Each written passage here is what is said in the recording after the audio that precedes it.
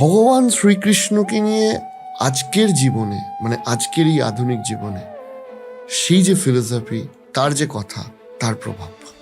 যেটা গীতার মাঝে আমরা দেখি, ভগবত গীতায় তো অর্জুন দেখে তার চোখ দিয়ে জল পড়ছে, তার যে গান্ডীব আছে সেটা খসে পড়ছে। মৃত শরীর বা রক্তের স্তূপের উপরে রাজত্ব করার কোনো লালস আমার নেই মাধব। ভগবান কৃষ্ণ বলছেন, তুমি তো যুদ্ধ করবে না, করবো তো আমি। তুমি তো যুদ্ধে কোনো অস্ত্রই ধারণ করবে, তুমি কিভাবে যুদ্ধ করবে? এখানে একটা সুন্দর পয়েন্ট আসে। আপনার কি মনে হয় যে কেন আজকের ডেটে একটা ইয়ং জেনারেশনের বড় অংশ ধর্ম বিমুখ হয়ে যাচ্ছে? এখনকার জেনারেশন যদি কোনো একটা কিছু করতে চায়, হুম প্রথম বাধা আসে পারিবারিক ভাবে। করছো ঠিক আছে, কিন্তু ভুল ভাল হলে কিন্তু পাপ হবে।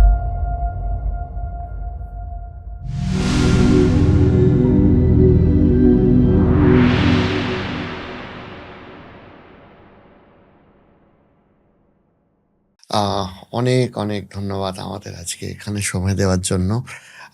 বহু আলোচনা আপনার থেকে আমার জানতে ইচ্ছা করে। তার আগে আমি এটা বলি যে আমি আপনার যে ব্যাখ্যাগুলো রয়েছে, বিশেষ করে সনাতন ধর্ম নিয়ে যে ব্যাখ্যাগুলো রয়েছে, আমি তার নিয়মিত একজন দর্শক, এবং সেই ভিডিও থেকে আমিও সনাতন ধর্ম এবং ফিলোসফি, আমাদের যে ফিলোসফি বা ভাবনা চিন্তার স্তর আমাদের এই দেশে হাজার হাজার বছর আগে আমাদের মানুষরা যেটা করে গেছেন সেগুলো শিখি। আপনি চর্চা করেন, তার মধ্যে একটা বড় চর্চার বিষয় নিশ্চয়ই ভগবান শ্রীকৃষ্ণ রয়েছে। ভগবান শ্রীকৃষ্ণকে নিয়ে আমি আপনার থেকে, এনাকে তো একটা এপিসোড কেন, একটা জীবন কেন, জন্মের পর যেমন জন্ম দেও সম্ভব না, আমি আপনার থেকে কনসেপশনটা জানতে চাইছি যে তার মাইথোলজিক্যাল প্রেজেন্স, তার ফিলোসফি, এবং আজকের জীবনে, মানে আজকের এই আধুনিক জীবনে সেই যে ফিলোসফি, তার যে কথা, তার প্রভাব। ভগবান শ্রীকৃষ্ণের যে বৃন্দাবন লীলা আছে, তিনি একজন রাখাল বালক ছিলেন। আমরা দেখি যে তার ক্যারেক্টার যেগুলো ছিল, রাখাল বালক ছিলেন তিনি। তারপরে হচ্ছে মহাভারতের তিনি ইনস্ট্রাক্টর অর্জুনের, কিভাবে তুমি যুদ্ধ করবে সমস্ত কিছু ইনস্ট্রাকশন দিচ্ছে। তো কৃষ্ণ যখন রাখাল বালক হয়ে তিনি যেতেন, মোটামুটি তিনি প্রায় 9 লক্ষ গাভী চড়াতেন, 9 লক্ষ গাভী চড়াতেন, যেটা শ্রীমদ্ ভাগবতমে উল্লেখিত আছে। এখন এই গাভী চড়ানোর জন্য দুজন ব্যক্তি ছিল, এক হচ্ছে কৃষ্ণ আর এক হচ্ছে বলরাম। কৃষ্ণ আগে থাকতেন, বলরাম পেছনে থাকতো। হুম তো শ্রীকৃষ্ণ বাঁশি বাজাতেন, আর গাভীরা সেই বাঁশির ধ্বনি শব্দ, মানে বাঁশির যে ধ্বনি আছে সেটাকেই মানে মূল মাধ্যম হিসাবে ওই বাঁশির ধ্বনি অনুযায়ী তারা চলতো। তো ওই বাঁশির ধ্বনির মাধ্যমে কৃষ্ণ যে কোনোভাবে তাদেরকে ইন্ডিকেট বা তাদেরকে ইঙ্গিত দিত যে কোথায় যেতে হবে, কতটুক দূরে যেতে হবে, কি খেতে হবে না খেতে হবে। ইভেন দেখা যায় বৃন্দাবন লীলায় ভগবান শ্রীকৃষ্ণ যখন বাঁশি বাজাতেন, সমস্ত প্রকৃতি তার কন্ট্রোলে চলে আসতো তার এই মধুর ধ্বনির মাধ্যমে। তো এইভাবে তো দেখতে গেলে ভগবান শ্রীকৃষ্ণ হচ্ছেন সর্ব আকর্ষক। তিনি সবাইকে অ্যাট্রাকটিভ করতে পারতেন, বিভিন্নভাবে তিনি আকর্ষণ করতে পারতেন। আর শ্রীকৃষ্ণের যে শিক্ষামূলক যদি জিনিস আমরা দেখি, কৃষ্ণ যখন যুদ্ধে পার্টিসিপেট করেছিলেন, অংশগ্রহণ করেছিলেন, তার মূল প্রতিজ্ঞা ছিল তিনি যুদ্ধে কখনো অস্ত্র ধারণ করবেন না। যুদ্ধটা হয়েছিল ধর্ম বনাম অধর্ম। হুম ধর্মের পক্ষ নিয়েছিল হচ্ছে গিয়ে পাণ্ডবরা, অধর্মের পক্ষ নিয়েছিল কৌরবরা। তো ভগবান কৃষ্ণই আবার কনফিউশনজনক প্রশ্ন করছিল অর্জুনকে, যে তুমি এই যে যুদ্ধের মাঝে দাঁড়িয়ে আছো, এখানে তোমার পরিবারের লোকই কিন্তু সবাই, বাইরের কেউ নয়। যারা শত্রুপক্ষ আছে তারাও তোমার আত্মীয় স্বজন, ব্লাড কানেকশন। যারা তোমার পক্ষে আছে তারাও তোমার আত্মীয় স্বজন। তাহলে স্বজন প্রবৃত্তির মাঝে যুদ্ধ হচ্ছে। হে অর্জুন, তুমি কি কারণে যুদ্ধ করছো এখানে? কৃষ্ণ কিন্তু মাস্টার মাইন্ড। তো এমন ভাবে অর্জুনকে ঘুরিয়ে দিয়েছে, অর্জুন মানে নিমিষের জন্যই মানে সে ভুলে গেছে যে কি আমার করার দরকার। ভগবান কৃষ্ণ তাকে জাজমেন্ট করছিলেন যে এত বড় যুদ্ধ যে তাকে আমি মূল ক্রেডিটটা দেব, তার স্থির ধীর কতটুক আছে, কতটুক পর্যন্ত যুদ্ধকে কন্টিনিউ করতে পারবে। তাই কৃষ্ণ আগে তাকে বাজিয়েছিলেন, তাকে কিছু কনফিউশনমূলক প্রশ্ন করে তার মনের যে দুর্বলতা আছে সেটাকে প্রকাশ করার চেষ্টা করছিলেন। হুম তো অর্জুন দেখে তার চোখ দিয়ে জল পড়ছে, তার যে গান্ডীব আছে সেটা খসে পড়ছে, যেটা গীতার মাঝে আমরা দেখি, ভগবত গীতায়। সেই তখন কৃষ্ণকে বলছে, এই যুদ্ধ করে যদি বিশাল কিছু আমি প্রাপ্ত হই, তাহলে আমার মনে হয় না যে এই যুদ্ধ করাটা আমার প্রয়োজন। কারণ আমি দেখতে পাচ্ছি এক বিশাল বিস্ফোরণ এখানে হবে, বিশাল বিধ্বংস এখানে হবে। আর এত নিজ পরিবারের, নিজ ব্যক্তিগণের মৃত শরীর বা রক্তের স্তূপের উপরে রাজত্ব করার কোনো লালস আমার নেই মাধব। কৃষ্ণকে বলছেন তিনি। ভগবান কৃষ্ণ বলছেন, তুমি তো যুদ্ধ করবে না, করবো তো আমি। বলছে, তুমি তো যুদ্ধে কোনো অস্ত্রই ধারণ করবে না, তুমি কিভাবে যুদ্ধ করবে? তো এখানে একটা সুন্দর পয়েন্ট আসে। আমরা জানি এই যুদ্ধের মাঝে একজন মহাবীর ছিলেন, যার পুরো যুদ্ধ একা জয় করার মতো ক্যাপাসিটি ছিল। হুম আমরা অনেকেই তাকে জানি হয়তো বা বর্বরিক নামে। বর্বরিকের নাম শুনেছেন আপনি? হুম বর্বরিক। তো সে, তার কাছে ৩টা অস্ত্র ছিল, যেটা অ্যাকচুয়ালি মানে রামবাণের মতোই। রামবাণ মানে হচ্ছে রামচন্দ্র যখন কাউকে বাণ নিক্ষেপ করতেন, ওই বাণ শত্রুকে কিছু না কিছু অনিষ্ট করে বা সে যে অস্ত্র ছেড়েছে সেটাকে ধ্বংস করে আবার রামের কাছে ফিরে আসতো। ফিরে আসতো। যেটা এখন আমরা দেখি মডার্ন ড্রোন সিস্টেম ওয়ার। তো এই যে কনসেপ্ট, এটা কিন্তু আমরা রামায়ণ বা মহাভারতে দেখতে পাই। মহাভারতে উল্লেখিত আছে বর্বরিক, তার কাছে 3টা অস্ত্র ছিল, ধনুক। প্রথম অস্ত্র সে যখন নিক্ষেপ করবে, তখন ওই পুরো যুদ্ধের মাঝে ওখান থেকে ও চিহ্নিত করবে কে শত্রু কে মিত্র, কে ভালো কে খারাপ। ঠিক আছে, যেটা হয়তো বা এখন যে মডার্ন টেকনোলজি আছে ওর ক্ষমতা নেই যে কে ভালো কে খারাপ সেটাকে মানে ওইভাবে ধরতে পারবে। তো ওই সময় ছিল কিন্তু এই কনসেপ্ট। আর যদি কারো কাছে মনে হয় এগুলো মাইথোলজির কথা, আরে মাইথোলজি বলে কয়েকটা ক্যারেক্টারের উপরে নির্ভরশীল থাকতো। আমরা মহাভারতে 1000টা ক্যারেক্টারের কথা পড়েছি, মহাভারতে হাজার হাজার ক্যারেক্টার। রামায়ণে লক্ষ লক্ষ ক্যারেক্টার ছিল। ইভেন এই নয় যে আমরা মাইথোলজি মানে গল্পের আকারে যা এসেছে এই বলে আমরা ভেবে আছি, তার হিস্টোরিক্যাল প্রমাণও আছে। হুম রামচন্দ্র অযোধ্যাতে জন্মগ্রহণ করেছিল, তিনি যদি জন্মগ্রহণ নাই করতেন, হাজার হাজার বছর যাবৎ এই জায়গাকেই কেন রামচন্দ্রের জন্মস্থান বলে মান্যতা দেওয়া হচ্ছে? কৃষ্ণ যদি মহাভারতের চরিত্রে নাই থাকতেন, কৃষ্ণ যদি গোকুলে জন্মগ্রহণ নাই করতেন, তাহলে সেই জায়গায় কেন চিহ্নিত করা হয় এখনো যে তিনি এইখানেই জন্মগ্রহণ করেছিলেন? আর যদি কল্পনাও হয়, তাহলে আমাদের সংস্কৃতিতে কেন এত সুন্দর কল্পনা, যেখানে চরম শিক্ষামূলক কিছু জিনিস আমরা শিখতে পারি, হুম ভায়োলেন্স ছাড়া, কোনো বর্বরতা ছাড়া।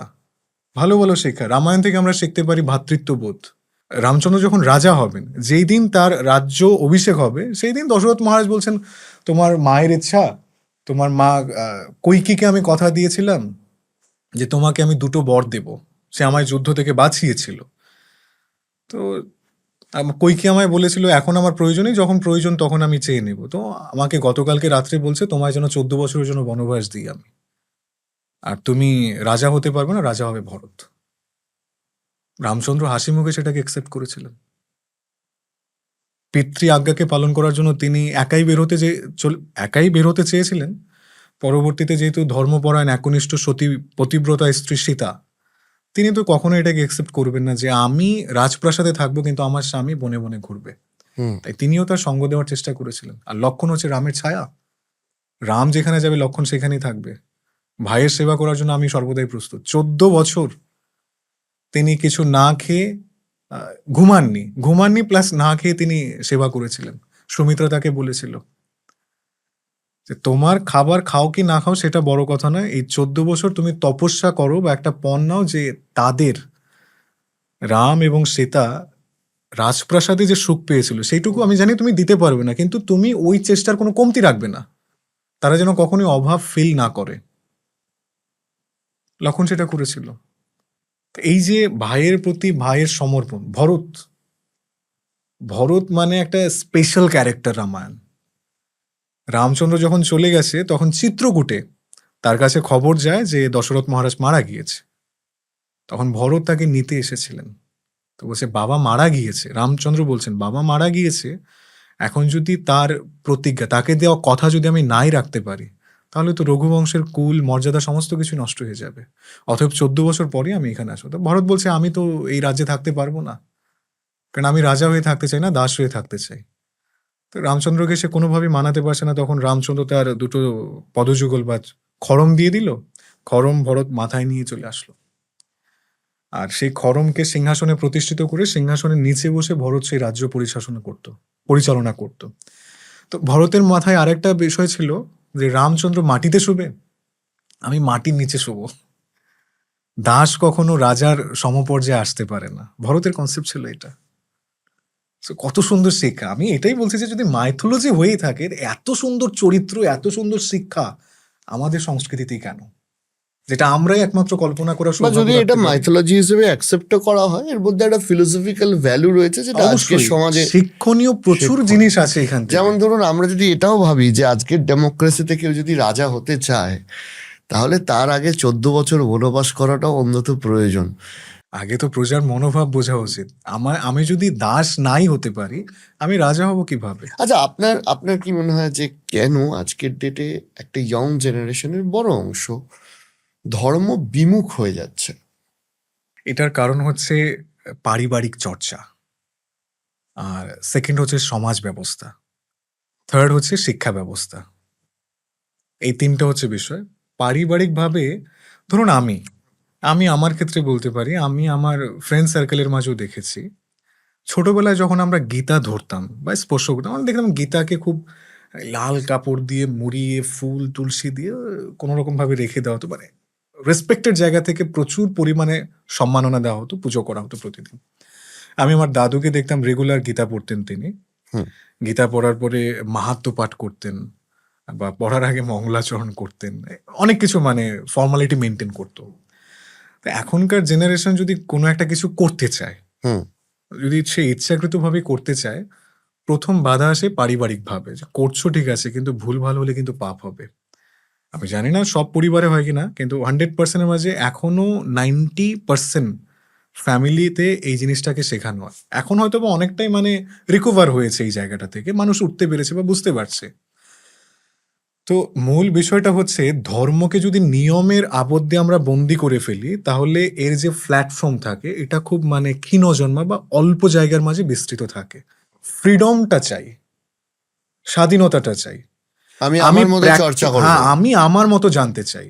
এই জায়গাটা আমাদের যারা বয়োজ্যেষ্ঠ একটা লেভেল ছিল জেনারেশন, যারা আমাদের দাদু দিদা ঠাকুরদা ছিলেন, এরা কিন্তু এইটাই শিখিয়ে আসতো, করছো ঠিক আছে, ভুল যেন না হয়, পাপ হবে। এই ভয়টা কিন্তু আমাদের যারা বাবা মা ছিল তাদের মাঝে কিন্তু ছিল, তারাই কিন্তু এটা আমাদের রিপিট শিক্ষাটা দিয়েছে। হুম। ওই ছাড়ার জায়গাটা কোথাও দেয়নি, একটা ফ্রিডমিটি কোথাও দেয়নি, যে আমি আমার মতো করে বোঝার চেষ্টা করি। এই জায়গাটা হচ্ছে সব থেকে বড় একটা পয়েন্ট। এই জায়গাটাকে যখন আমরা ছাড় দিতে পারবো, নিজের মতো করে বোঝার চেষ্টা করতে পারবো, তাকে নিজের মতো করে ভাবার সময় দিতে পারবো বা সুযোগ দিতে পারবো, সে ডেভেলপ হতে পারে। তার সংস্কৃতি সম্পর্কে জানার চেষ্টা, সে আগ্রহ বেশি না হোক কিছু পরিমাণ হলেও করবে। আর সনাতন ধর্ম এমনই একটা মানে বৃহৎ প্ল্যাটফর্ম, এখানে যদি কেউ একবার প্রবেশ করতে পারে, যদি একটা সূত্র সে খুঁজে পায়, সেই সূত্রেও তাকে এতটাই মানে অ্যাট্রাকটিভ করবে বাকিটা জানার জন্য।